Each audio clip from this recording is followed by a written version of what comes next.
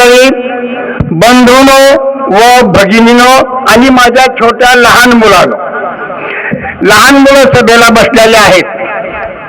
माझं लक्ष विद्यार्थ्याकडे जाणार आहे, कारण मी शिक्षक असल्यामुळे माझं लक्ष नक्कीच विद्यार्थ्याकडे असतं. मग ती शिक्षक रिटायर झाला तरीही मरेपर्यंत तो शिक्षकच असतो, तो मार्गदर्शन करण्याचं काम करतच असतो. ठीक आहे, आज आपल्याला या वार्डासाठी मी सत्तेत सर नसताना सुद्धा, पन्हाळे साहेब सत्तेत नसताना सुद्धा आपल्या वार्ड क्रमांक 6 साठी रस्ता तिकडं नाही, राजेनगर, विठ्ठलनगर, गोविंदनगर त्या वडापासून येणारा तो वरवंटीचा शिवरस्ता, तिथं सुद्धा पाऊस पडला की जाणारे प्रवासी पडतात. हे सूत्रच आहे, पाऊस आला की प्रवासी पडले.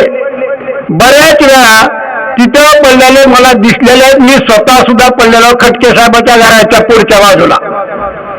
त्या रस्त्यासाठी प्रयत्न करणारे आपले पन्हाळे साहेब, आम्ही मोर्चा काढला. पन्हाळे साहेबांनी आम्ही मिळून तहसील, महानगरपालिका सत्तेत नसताना, लक्षात ठेवा मी पुन्हा पुन्हा एकच शब्द वापरतोय, सत्तेत नसताना हा कार्यक्रम केलेला. आता मी जे सांगत आहे ते, तो रस्ता सिटी बस चालू केली. ठीक आहे, काही कारणामुळे थोडे बंद झाले. आता आम्ही 2 सिटी बस सुरू करणार. मीच पहिलं उद्घाटन केलं होतं सिटी बसचं, पहिलं नारळ वाढविण्याचं काम मीच केलं होतं. आता मीच तुम्हाला सांगतो, एक नाही तर 2 सिटी बस सुरू करणार होता. हे निश्चित पन्हाळे साहेबांच्या मार्गदर्शनाखाली आम्ही हे काम केल्याशिवाय राहणार नाही, हे निश्चित सांगतो. त्यानंतर इथं रस्ता नाही, तो रस्ता रुळपट्टीवरून यावं लागतं. त्या रस्त्यासाठी पन्हाळे साहेबांनी तहसीलमध्ये मोर्चा काढून, मी सोबत होतो त्यांच्या तहसीलमध्ये, जिल्हा परिषद तहसीलदारला भेटून, त्या लोकांनी भेटून त्यांना निवेदन दिलं आणि आम्ही तशा प्रकारचं निवेदन दिल्यावर त्या लोकांनी एक कमिटी नेमून आपल्याला इथला रस्ता राजेनगर ते इथं आपला विकासनगर, ह्या 2 मध्ये जोडणारा रस्ता नाही. मित्र हो, कितीक अडचणी आहे, कितीक वेळा पडलेले आपले नागरिक.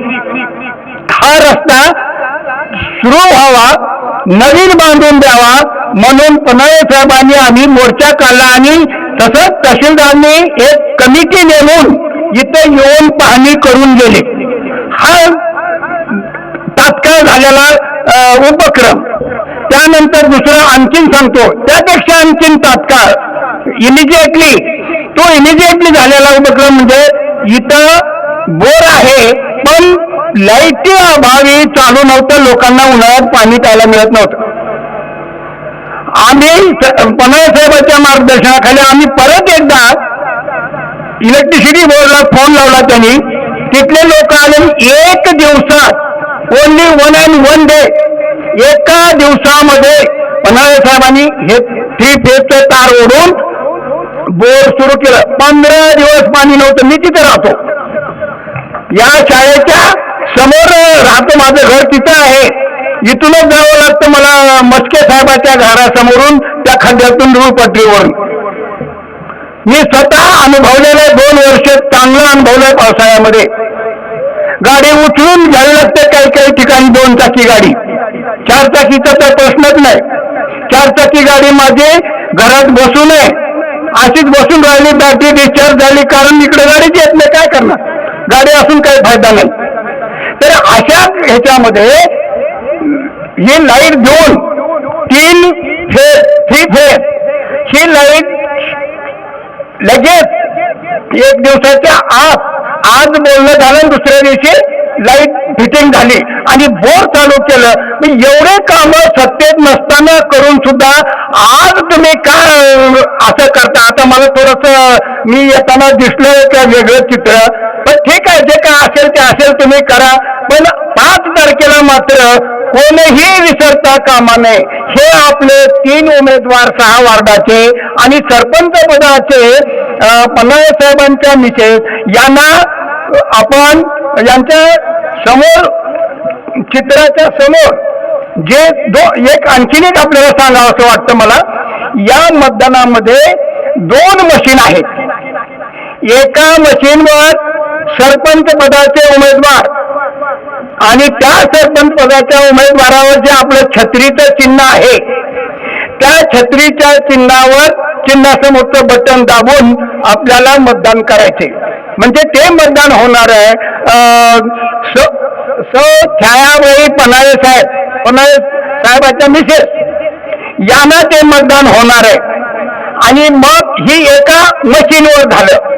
दुसऱ्या मशीनवर 3 उमेदवार आपले मस्के साहेब, धडाडीचे उमेदवार चंद्रकांतजी खटके साहेब व आरेताई या तिघांना त्यांच्या समोर असलेले चित्र, टेबल, शिलाई मशीन आणि बस या 3 चिन्हाचं बटन दाबून त्यांना मतदान करायचंय.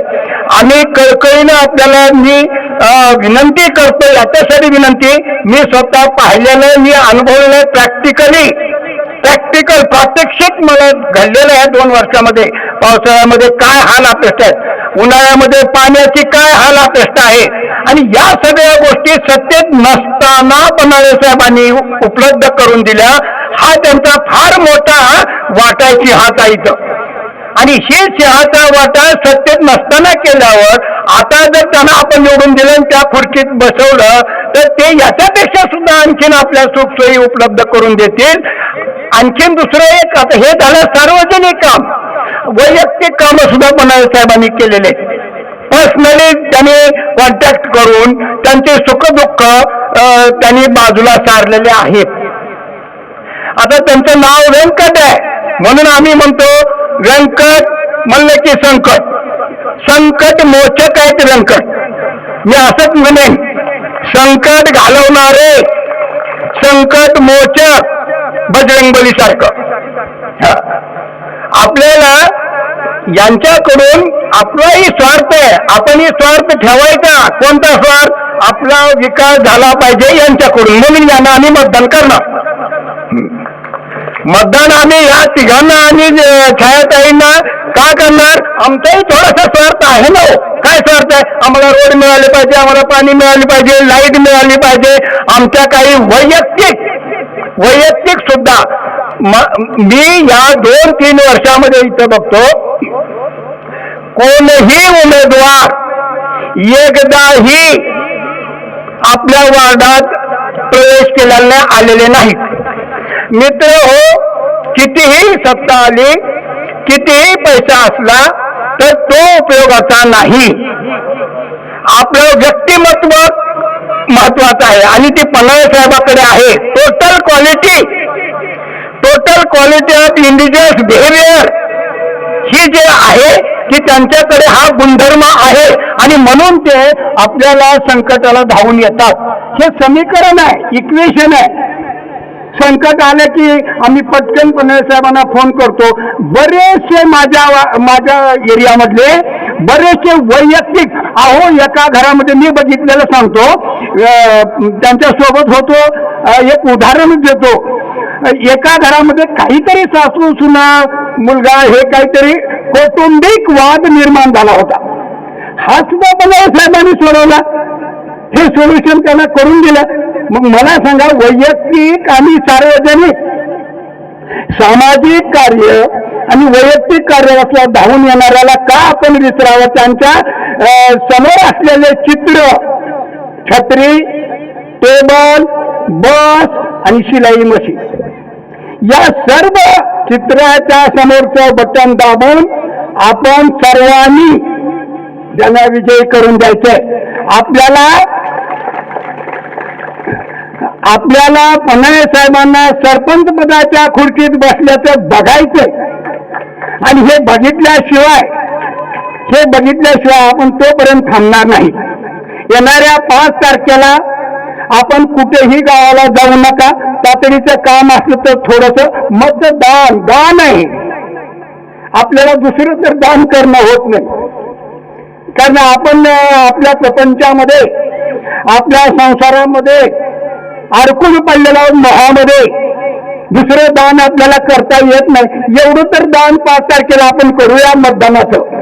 आणि 5 तारखेला सर्वांनी या छत्री, बस, टेबल आणि शिलाई मशीन यावर शिक्का मारून सर्वांनी विजयी करावं, असं मी आपल्याला विनम्र विनंती करतो, आवाहन करतो. धन्यवाद. जय महाराज, जय महाराष्ट्र. धन्यवाद सर.